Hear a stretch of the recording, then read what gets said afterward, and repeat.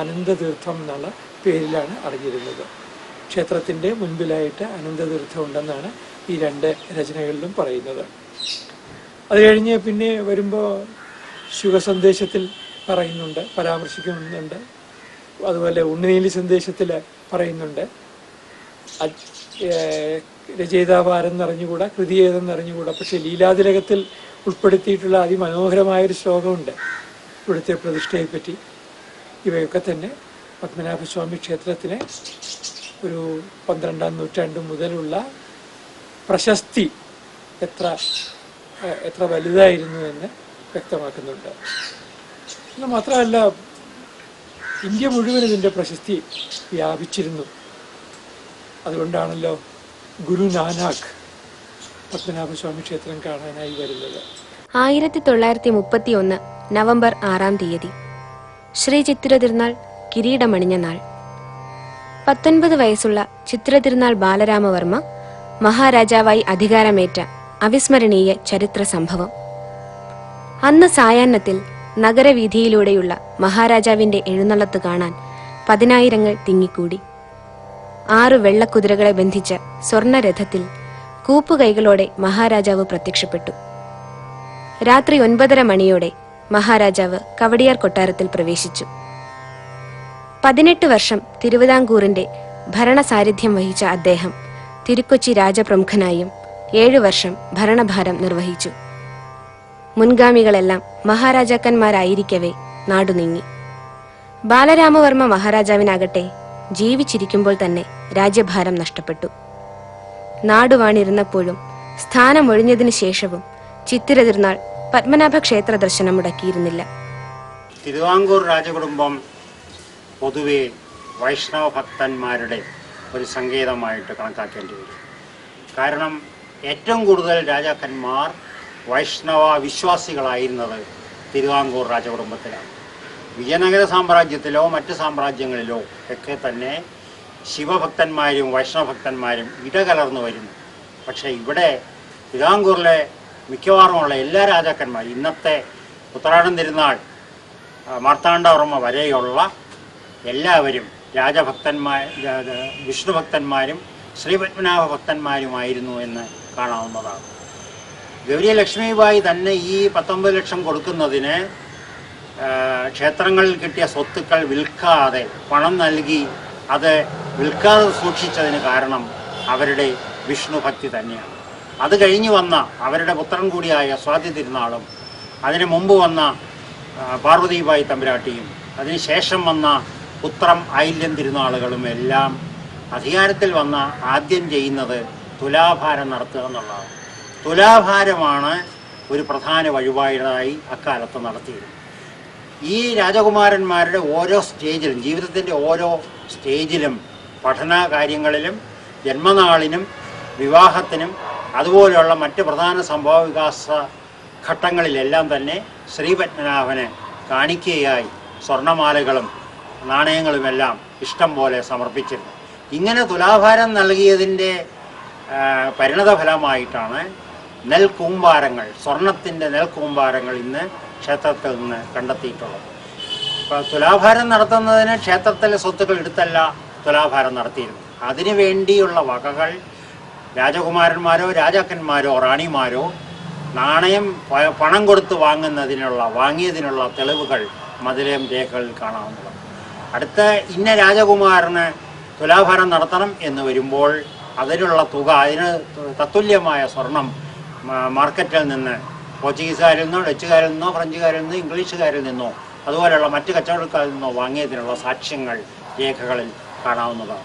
ഇങ്ങനെ അവർ കാലാകാലങ്ങൾ നൽകിയ തുലാഭാരവും ക്ഷേത്രത്തിൻ്റെ മുതൽക്കൂട്ട് വർദ്ധിപ്പിക്കുന്നതിന് സഹായിച്ചിട്ടുണ്ട്. അതിനപ്പുറമാണ് മുറജപം പോലെയുള്ള ക്ഷേത്ര ചടങ്ങുകൾ. മുറജപവും ലക്ഷദ്വീപവും വലിയ കാണിക്കയും എല്ലാം തന്നെ മറ്റ് ചടങ്ങുകൾക്ക് ഉത്സവകാലത്ത്, 2 ഉത്സവകാലത്ത് നടത്തുന്ന കാണിക്കകളും എല്ലാം തന്നെ ക്ഷേത്ര വരവിന് സഹായിച്ചിട്ടുണ്ട്. അതൊക്കെ തന്നെയാണ് പിൽക്കാലത്ത് ഇത്രയും വലിയ ശേഖരം ക്ഷേത്രത്തിനകത്ത് ഉണ്ടാകുന്നതിന് ഹേതുവായിട്ടുള്ളത്. കന്യാകുമാരി ജില്ലയിലെ കൽക്കുളം താലൂക്കിലെ ചരിത്ര പ്രസിദ്ധമായ പത്മനാഭപുരം കൊട്ടാരം 16-ാം നൂറ്റാണ്ടിന്റെ അന്ത്യഘട്ടം മുതൽ 18-ാം നൂറ്റാണ്ട് വരെ വേണാട്ടു രാജാക്കന്മാരുടെ ആവാസസ്ഥാനമായിരുന്നു. 1749 തൃപ്പടിദാനം നടത്തി ശ്രീ പത്മനാഭസ്വാമി ക്ഷേത്രത്തിന് സമീപമുള്ള കൊട്ടാരത്തിൽ താമസമായി. ഇടയ്ക്കിടെ പത്മനാഭപുരത്തും താമസിക്കാറുണ്ടായിരുന്നു. കാർത്തിക തിരുനാൾ മഹാരാജാവിന്റെ കാലഘട്ടം വരെ തിരുവിതാംകൂറിന്റെ തലസ്ഥാനം പത്മനാഭപുരമായിരുന്നു.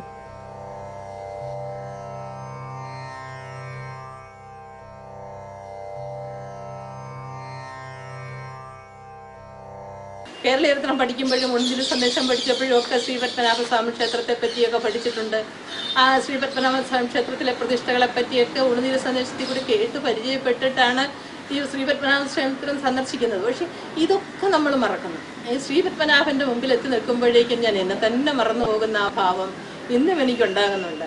അന്നേ അറിയാം അവിടെ നിലവറകളുണ്ടെന്നും നമ്മുടെ എല്ലാ ക്ഷേത്രങ്ങളിലും ധാരാളമായിട്ട് കാണിക്കകൾ കൊടുത്തിട്ട് ഒരുപാട് ജംഗമ സ്വത്തുക്കളും സ്ഥാവര സ്വത്തുക്കളും നമ്മുടെ ക്ഷേത്രങ്ങൾക്കെല്ലാം ഉണ്ടെന്നുള്ളത് നമ്മൾ പഠിച്ചിട്ടുമുണ്ട്. ഇതൊക്കെ ശ്രീ പത്മനാഭസ്വാമി ക്ഷേത്രത്തിലുണ്ടെന്നുള്ളത് അറിയാതെയൊക്കെ മനസ്സിൽ ഉറച്ചൊരു ഭാവമാണ്. പക്ഷെ അതൊന്നും ശ്രീ പത്മനാഭനുമായിട്ട് ബന്ധപ്പെടുത്തിക്കൊണ്ട് തോന്നുകയില്ല. ശ്രീ പത്മനാഭൻ ഈ പ്രപഞ്ചത്തിന്റെ വിശ്വം മുഴുവൻ വ്യാപിച്ചു നിൽക്കുന്ന ആ വലിയ ശക്തിയുടെ മുമ്പിൽ ഈ നിസ്സാരങ്ങളായ മുതലുകളല്ല, ശ്രീ പത്മനാഭൻ തന്നെയാണ് ഇന്നും ഇനിയും ഞങ്ങളെയൊക്കെ ആകർഷിക്കുന്നത്. പത്മനാഭ പാഹി ദ്വിഭവസാര, പത്മനാഭ പാഹി ദ്വിഭവസാര, പത്മനാഭ. ശ്രീ പത്മനാഭസ്വാമി ക്ഷേത്രത്തിൻ്റെ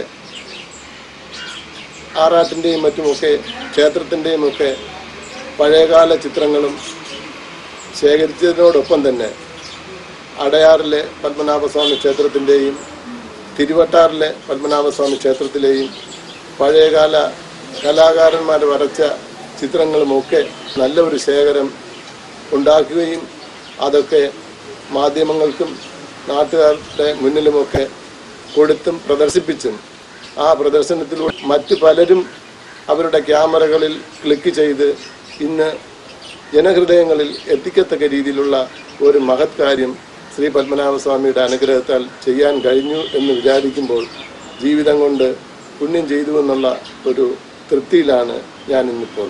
ശ്രീ പത്മനാഭസ്വാമി ക്ഷേത്രത്തിൽ ഇപ്പോഴും തുടരുന്ന ചടങ്ങാണ് മുറജപവും ലക്ഷദീപവും.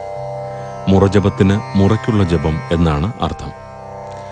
6 വർഷത്തിലൊരിക്കലാണ് മുറജപം നടത്താറുള്ളത്. രാജഭരണകാലത്ത് ഇത് തിരുവിതാംകൂറിന്റെ സംസ്ഥാന ചടങ്ങായിരുന്നു.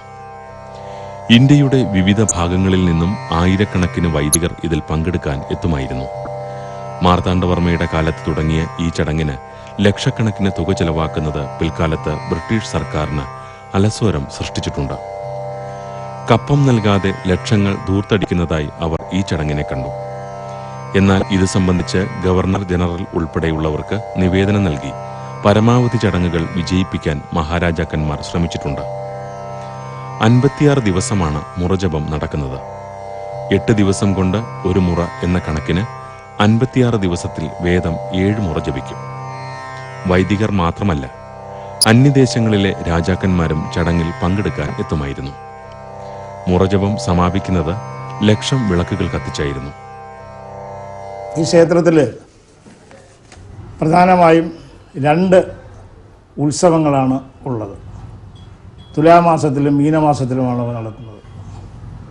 തുലാമാസത്തിലെ ഉത്സവം 8 ദിവസത്തെ ഉത്സവം കഴിഞ്ഞ് 9-ാം ദിവസം ശീവേലിയോടുകൂടി അന്ന് വേട്ടയ്ക്ക് പുറപ്പെടുന്നു. 10-ാം ദിവസം ആറാട്ട്. ആറാട്ടിൻ്റെ അന്ന് ഇവിടെ നിന്ന് പത്മനാഭസ്വാമി ക്ഷേത്രത്തിൽ നിന്ന് ശ്രീ പത്മനാഭസ്വാമിയെയും നരസിംഹമൂർത്തിയെയും ശ്രീകൃഷ്ണസ്വാമിയെയും വാഹനത്തിൽ എഴുന്നള്ളിച്ച് റോഡ് മാർഗം ശംഖുമുഖം കടപ്പുറത്തെത്തിച്ച് അവിടെ ആറാടി തിരിച്ചു മടങ്ങുന്നു. മറ്റൊരു സവിശേഷത, തിരുവനന്തപുരം വിമാനത്താവളത്തിൻ്റെ റൺവേ ഭേദിച്ചുകൊണ്ടാണ് റൺവേയുടെ കുറുക്കെയാണ് ഈ ഘോഷയാത്ര പോകുന്നത്. ഒരു പക്ഷേ ലോകത്തെവിടെയും ഇതുപോലൊരു ഇൻ്റർനാഷണൽ വിമാനത്താവളം ഇത്തരം ഒരു ഘോഷയാത്ര നടന്ന് ഒരു മതപരമായ ചടങ്ങിന് വേണ്ടി ഇത്തരം ഒരു ചടങ്ങിന് വേണ്ടി 3 മണിക്കൂറോളം അത് അടച്ചിടുകൊണ്ട് ഇന്ത്യ ഗവൺമെൻറ്റിൻ്റെ ഉത്തരവ് ലഭിക്കുകയും ഉണ്ടായി.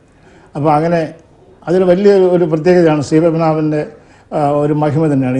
ഇന്ന് ശ്രീപത്മനാഭൻ എന്ന് പറഞ്ഞാൽ ലോക പ്രശസ്തനാണ്. ലോകത്തിലെ ഏറ്റവും ഒരു ഇംഗ്ലീഷ് ചാനലിലൊക്കെ കാണുന്നത് richest king in the world എന്നാണ്. അപ്പോൾ ആ രീതിയിൽ ഉള്ള ശ്രീപത്മനാഭസ്വാമിയുടെ ഘോഷയാത്ര ഈ റൺവേ കയറി മുറിച്ചുകൊണ്ട് ശംഖുമുഖത്ത് പോയി ആറാടി തിരിച്ചു വരുന്നു. അതാണ് ആറാട്ട് ഘോഷയാത്ര. അത് വർഷത്തിൽ 2 പ്രാവശ്യമുണ്ട്. തുലാമാസത്തിലും മീനമാസത്തിലുമാണ് ഈ ഘോഷയാത്ര നടക്കുന്നത്. പിന്നെ ഉള്ളത് ധനു മിഥുനം മാസങ്ങളിൽ ഭദ്രദീപം ഉത്സവമുണ്ട്. പിന്നെ പെരുന്തിരു അമൃത പൂജ 7 ദിവസം കളഭം കഴിഞ്ഞതിന് ശേഷം 8ാമത്തെ ദിവസമാണ് പെരുന്തിരു അമൃത പൂജ നടന്നത്. പെരുന്തിരു അമൃത പൂജയും വർഷത്തിൽ 2 പ്രാവശ്യമാണ്. മകരം കർക്കിടക മാസങ്ങളിൽ പെരുന്തിരു അമൃത പൂജ നടക്കും. പിന്നെ മറ്റൊരു ശ്രദ്ധേയമായ കാര്യം 6 വർഷത്തിലൊരിക്കൽ നടത്തുന്ന ലക്ഷദീപമാണ്. ലക്ഷദീപം എന്ന് പറയുമ്പോൾ 6 വർഷത്തിലൊരിക്കൽ 56 ദിവസം നീണ്ടു നിൽക്കുന്ന മുറജപം നടത്തുന്നു. മുറജപത്തിൻ്റെ അവസാന ദിവസം 56ാമത്തെ ദിവസം നടക്കുന്ന ശീവേലിയാണ് ലക്ഷദീപം എന്ന് പറയുന്നത്. ലക്ഷദീപവും വളരെയധികം ആളുകളെ ആകർഷിച്ചു വരുന്ന ഒരു ചടങ്ങാണ്. കഴിഞ്ഞ ലക്ഷദീപം 2008 നടന്നത്. ഇനി അടുത്ത ലക്ഷദീപം 2014 പിന്നെയുള്ള മറ്റ് പൂജകൾ നവരാത്രി പൂജ, വൃശ്ചികച്ചിറപ്പ്, സ്വർഗവാതിൽ ഏകാദശി. സ്വർഗവാതിൽ ഏകാദശി വളരെ പ്രസിദ്ധമാണ്. കഴിഞ്ഞ സ്വർഗവാതിൽ ഏകാദശിയുടെ അന്ന് ഏതാണ്ട് 1 ലക്ഷം ജനത്തിൽ വരുന്ന ഭക്തജനങ്ങൾ ഇവിടെ തളിച്ചുകൂടിയിരുന്നു. അത്രമാത്രം വൻ തിരക്കും ഉണ്ടായിരുന്നു. പിന്നെ ഇവിടെ ഭദ്രദീപവും ധനുമാസക്കളഭവും, പിന്നെ നിറയും പുത്തരിയും കർക്കിടക മാസത്തിലാണ്. പിന്നെ മകരശിവേലി, വിഷു, ഇതൊക്കെയാണ് പ്രധാനപ്പെട്ട ഉത്സവങ്ങൾ.